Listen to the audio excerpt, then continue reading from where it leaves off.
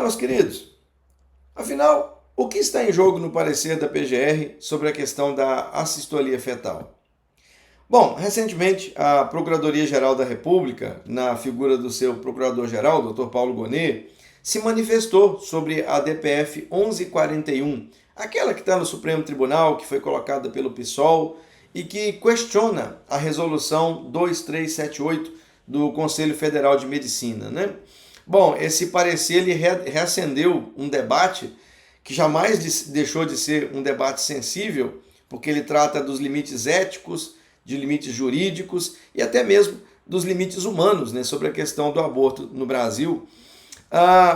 O que está em jogo nessa discussão é a proibição da chamada assistolia fetal, né, em gestações acima de 22 semanas, inclusive nos casos de gravidez decorrente de estupro. Se você se lembrar, o CFM, em 2024, editou essa resolução que proibia, né, essa prática em gestações acima de 22 semanas, considerando aí, a partir desse marco, a viabilidade do feto, então seria uma espécie de feticídio, né? Então, porém, o ministro Alexandre de Moraes, instigado aí pelo partido PSOL, ele cancelou, né, os efeitos dessa resolução.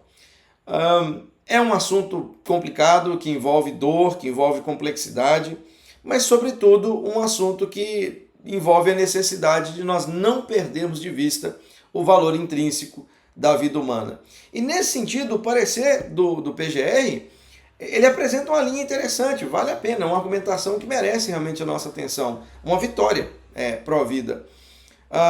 Em primeiro lugar, é interessante, o Dr. Gonet ele delimita, né, de forma muito correta o objeto da controvérsia, porque não se discute nessa DPF a existência de hipóteses em que o ordenamento jurídico deixa de punir o aborto, mas o que está em jogo é o método dessa realização.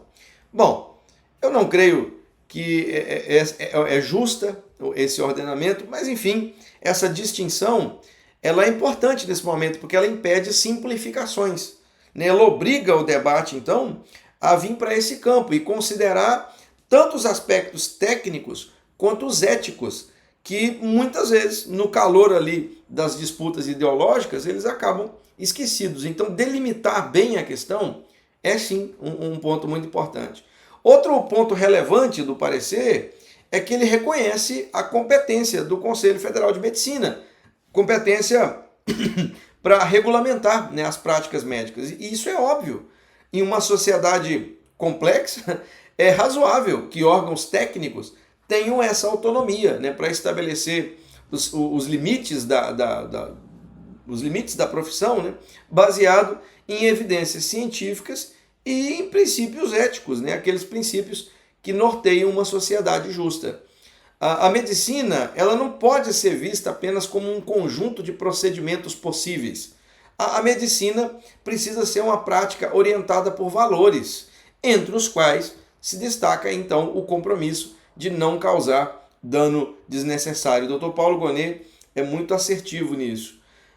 Nesse sentido, o parecer também ele sustenta a verdade de que não existe um direito irrestrito a qualquer método de aborto no Brasil.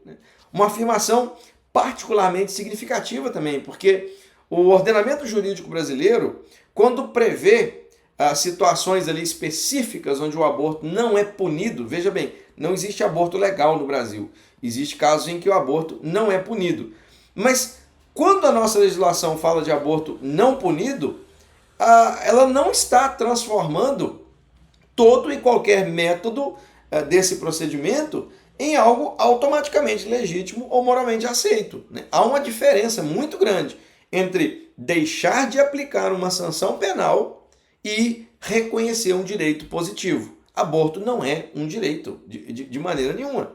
Então, o reconhecimento dessa distinção pelo PGR abre esse espaço para que limites sejam estabelecidos, especialmente quando o que está em jogo são práticas potencialmente cruéis à vida humana, como é o caso da assistolia fetal. Outro ponto interessante é quando o Dr. Paulo Gonet analisa esse marco de 22 semanas porque também ocupa um papel central no parecer dele. Esse parecer ele considera que a partir desse estágio há elementos sim relevantes do ponto de vista biológico e também ético, coisas como a viabilidade fetal, o elevado grau de desenvolvimento do feto. Então ele leva em consideração isso.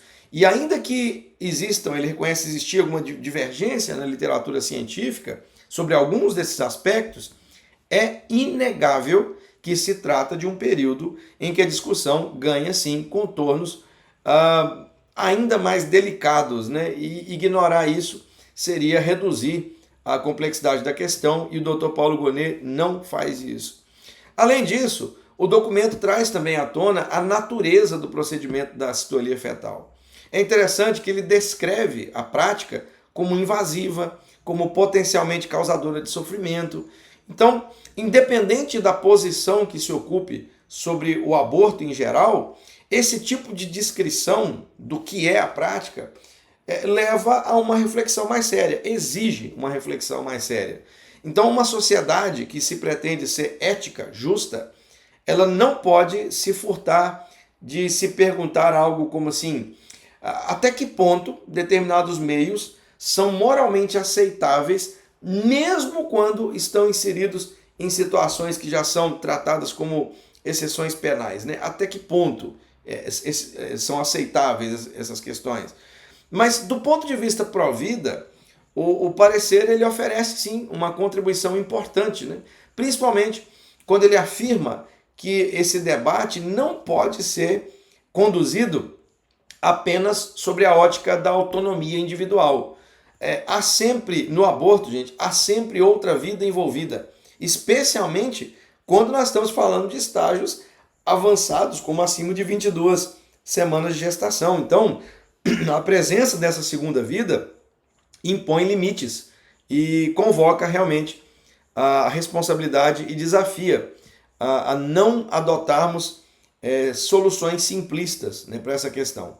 Mas, por fim, a manifestação da PGR, ela também critica a decisão liminar, né, aquela que o ministro Alexandre de Moraes deu e que suspendeu a resolução do CFM, e a PGR defende, né, maior deferência às instâncias técnicas. Então, esse ponto é interessante também, porque ele reforça a necessidade de um debate público mais qualificado, que não seja pautado apenas por pressões momentâneas, mas sim por reflexão, e uma reflexão consistente, né, e responsável. Bom, ontem a DPF 1141 ela entrou na pauta do STF, né? Foi ontem, dia 16 de março de 2026, mas ainda, pelo menos até o momento que eu gravo esse vídeo, não há uma data definida para o seu julgamento. Só que isso ele não pode servir para nós de pretexto para o esfriamento do debate, né? Achar, não, já foi colocado em pauta, tudo bem. Não, ao contrário, né? Agora, é justamente nesse intervalo é que a sociedade precisa se manter atenta, manter informada, manter engajada. Aliás, foi por isso que eu tirei esse tempo, né, no meio das minhas atividades, e resolvi gravar esse vídeo, né? Porque questões dessa magnitude não podem ser decididas aí no silêncio ou na indiferença. Então, defender a vida exige sim constância, exige coragem para enfrentar temas difíceis, exige disposição para sustentar princípios, mesmo num cenário adverso, né? Então, o momento, meus queridos, é de vigilância, é momento de voz ativa, porque, afinal de contas, quando o valor da vida está em jogo, o silêncio nunca é uma opção.